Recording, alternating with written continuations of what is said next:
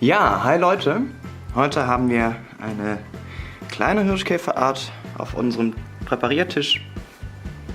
Und zwar handelt es sich um Odontolabis calcodes cephalotes.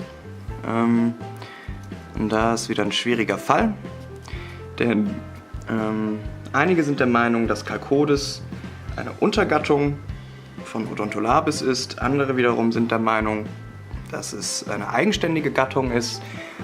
Und wieder andere sagen, weder noch, das sind alles ganz normale Odontolabis. Ich persönlich bin der Meinung, dass sie zumindest den Rang der Untergattung verdient haben, und gehe mit dieser Systematik, dass es die Untergattung von Odontolabis ist. Kann die Leute auch verstehen, die sagen, das ist eine ganz eigene Gattung, weil die Unterschiede doch recht stark sein können, wobei andere Arten dann wieder ziemlich ähnlich den normalen Odontolabis sind. Deswegen bin ich da zwiegespalten und gehe erstmal mit dem Stand, dass es eine Untergattung von Odontolabis ist. Und das ist eine Art, die auf Sumatra und Borneo vorkommt und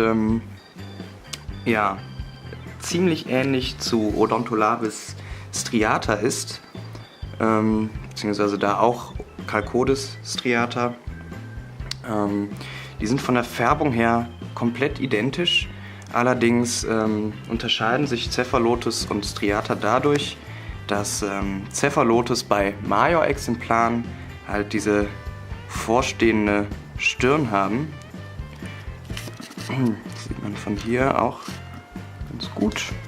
Ja, das ist also diesen breiten vorstehenden Stirnfortsatz hier. Und die Mandibeln sind relativ gerade, schwach gebogen. Bei Striata werden sie deutlich gebogener und auch deutlich breiter, deutlich kräftigere Mandibeln. Ich habe hier jetzt noch ein kleineres Exemplar mitgebracht. Das ist ebenfalls ein Odontolabis calcodes striata, aber ein Minor-Exemplar. Bei den Minor-Exemplaren ist nämlich diese Stirnplatte nicht ausgebildet. Aber man kann sie eben von Striata dadurch unterscheiden, auch wenn der Kopf jetzt hier etwas ähnlich aussieht. Striata haben einen meist breiteren Kopf und immer gebogene und breitere Mandibeln. Also diese schmalen, recht geraden Mandibeln lassen auf Odontolabis cephalotes schließen. Also Striata und Cephalotes kommen sowohl auf Borneo als auch auf Sumatra vor, beide Arten. Und die Major-Exemplare von Odontolabis cephalotes haben die gleiche Körperform wie Odontolabis ricemae. Das ist eine Art, die aus Malaysia stammt, aber mittlerweile unglaublich selten ist, wenn nicht vielleicht sogar ausgestorben, wie es in einem Forum spekuliert wird. Da kann man sich aber nur schwer sicher sein, auf jeden Fall. Die Exemplare, die angeboten sind, wurden vor Jahrzehnten vielleicht sogar erst gesammelt oder noch Anfang dieses Jahrhunderts, aber in letzter Zeit kommen da keine neuen Funde mehr zutage, weshalb man damit rechnen muss, dass diese Art eventuell ausgestorben ist, die Ricemae. Also da ähneln die Cephalotes dem Körperbau von Ricemae und in der Färbung her sind sie eigentlich komplett identisch mit Odontolabis striata, eben mit diesen zebraartigen Streifen, die durch Haare gebildet sind. Die haben sie auch auf dem Kopf und dem Pronotum, sowie so ein kleines gelbliches Fell. Die Weibchen sind identisch gefärbt, dann natürlich ohne die langen Mandibeln und ohne diese Stirnplatte. Odontolabis striata war schon mal in Deutschland lebendig zum Züchten, aber das hat nicht geklappt, soweit ich weiß. Aber die werden auch sehr selten lebendig angeboten und die Tiere von Borneo werden meistens zu deutlich höheren Preisen angeboten, obwohl es die gleiche Art ist. Also da sind keine Unterarten bekannt. Odontolabis Cephalotus wurde lange als Unterart von Striata geführt,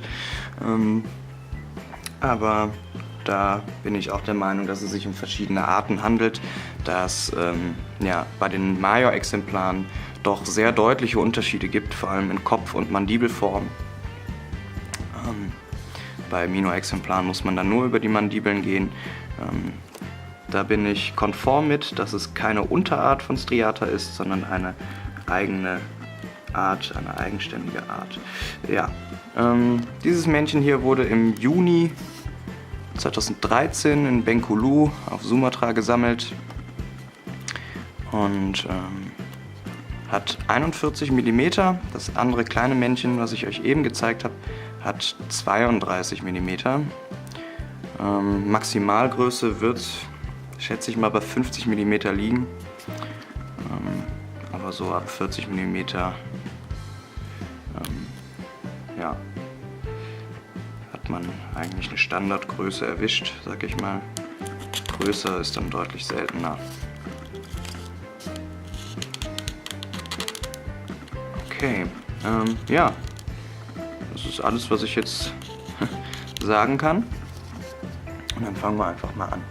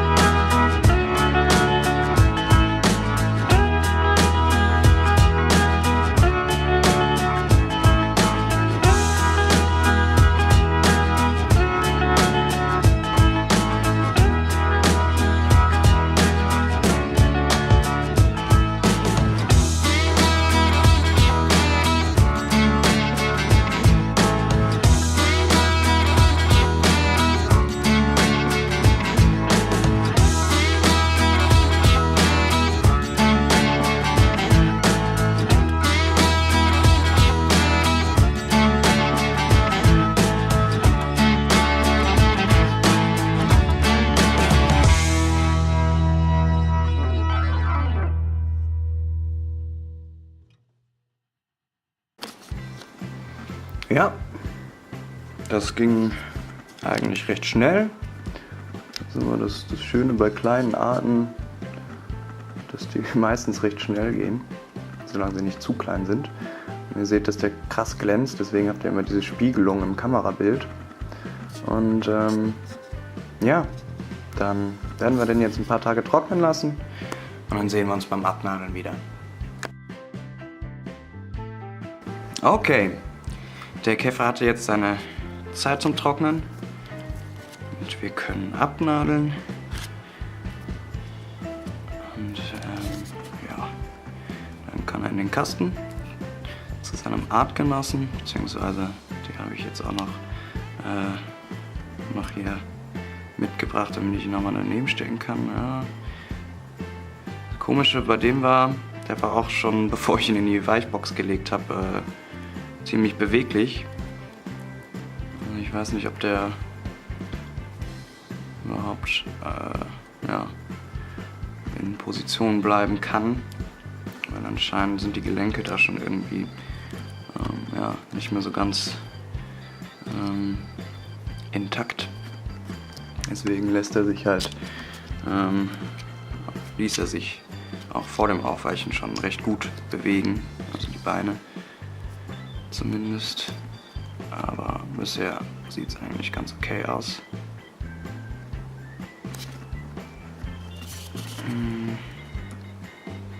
Seht ihr? Also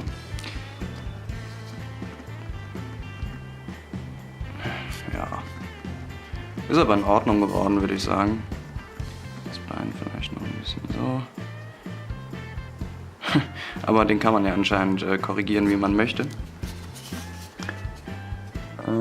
Ja, das ist dann ein Major-Männchen von Odontolabis calcodes cephalotes. Setzen wir jetzt noch schnell zum Minor- oder Medium-Männchen. So.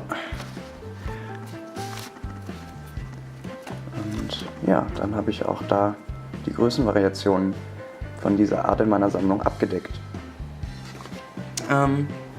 Ja, ich bedanke mich fürs Zusehen. Wenn es euch gefallen hat, dann lasst ein Like da, schreibt unten in die Kommentare. Vergesst nicht zu abonnieren. Wir sehen uns in der nächsten Folge. Bis dann.